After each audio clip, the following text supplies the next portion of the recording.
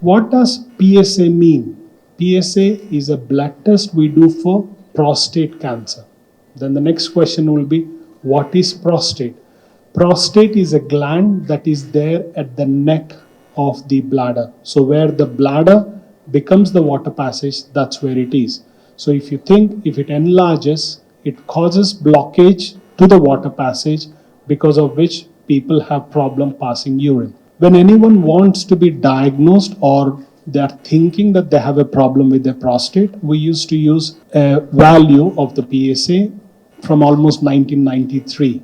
So we used to have values saying that it is 2.5 for people in their 40s, 3.5 for people in their 50s, 4.5 for people in their 60s, and then that's how it used to be. But this is all data based on Western society. So if I ask you, what is normal?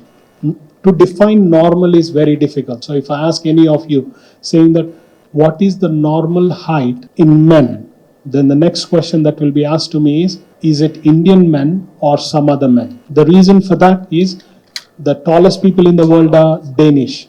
They are average height. The mean height of somebody born in Denmark is 6 feet. It's 181 centimeter. Somebody born in India, it's 5.7 feet. So it is, what we are talking of is 171 centimeters. So anybody taller than that is tall. Anybody shorter than that is short. So before we say anyone has got an abnormal level of PSA, we need to know what normal is. And that's what we did with this research. So we looked at from 2011 to 2018, we started off with almost a lakh population. So it was 99,800 people we started off with. And then excluding people who are not of Indian origin, the repeat people, people who are known to have prostate cancer, we ended up with 87,000 men. What we looked at was, what is the normal value of the PSA? So what we mean by normal value of PSA is, you put the value of the PSA from 0 to the highest, and at 95 centile is where we cut off a mark and say that is what. So anybody below 95 is normal. So the values have been given to you. What we have seen is the PSA values are much lower in younger patients, in younger men in India, compared to what we have seen in the Western numbers. And what that gives us is an Indian specific number so that we can detect cancer early. And in elderly people, we don't need to investigate that much, because of which we don't need to we'll detect less and treat them less. Okay. So rather than treating based on numbers that are not ours, now we have got a very large cohort of patients, or I keep on saying patients, but these were people who did not come to our hospital as patients. They were men who came to master health checkup. They were apparently healthy men who came to our hospital for master health checkup, and that's how we picked up. The study that you just heard about today is an incredibly important one. As a practicing physician and somebody who's been involved in the treatment of very critically ill patients in many parts of the globe, I can tell you that we work with a limited data set as to what is normal. What is normal, as Dr. Adala has just shared with you, is often defined by very old data obtained in a very small group of patients, usually a Western population. And increasingly what we are finding out is that that definition of normal is not correct when applied to an Indian or any other population. I've seen this in another context in the UAE. And this is important because in many instances, this makes the difference between life and death. In critically ill patients, we have used kidney values, kidney function values that were good for a Caucasian population, not correct for other races. And what that ends up doing is giving patients a wrong dose of medications and risking dialysis or death. So this is an incredibly important finding, and I credit Dr. Adala for doing that.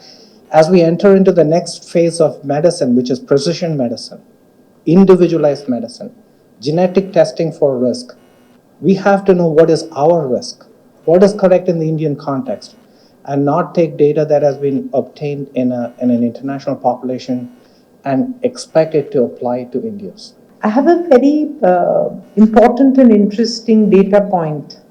In 2018 was kind of a watershed moment for the cancer evolution, because it was the first time in the history of cancer incidence that cancer or the breast cancer became the commonest cause of cancer in women.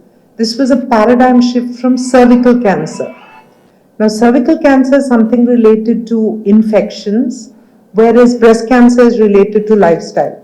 So this is once again reflecting or echoing the entire need that we have to focus on NCDs, non-communicable disease.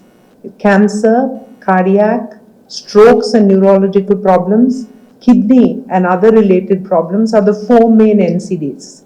So in that cancer, as Mr. Madhu was saying earlier and Dr. Adla was saying, so while in 2018 we found this importance and this move in lifestyle related cancers to breast cancer, we're seeing in men the significance of moving away from tobacco chewing mouth cancers related to prostate cancer, becoming one of the major problems. So in that area, the best thing to do is early detection, because we still do not know how to prevent cancer entirely. We know many causative factors, we can help, but after you work on preventing, having a good lifestyle, the next most important thing is to detect it early so you can treat it well and get 100% result.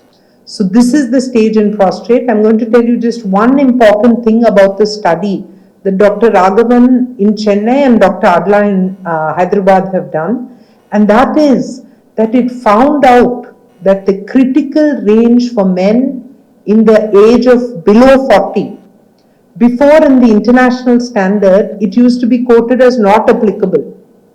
Whereas in this study, we're clearly saying that if it's in the 1.4 range, it is a red flag. So therefore, this is one very important thing.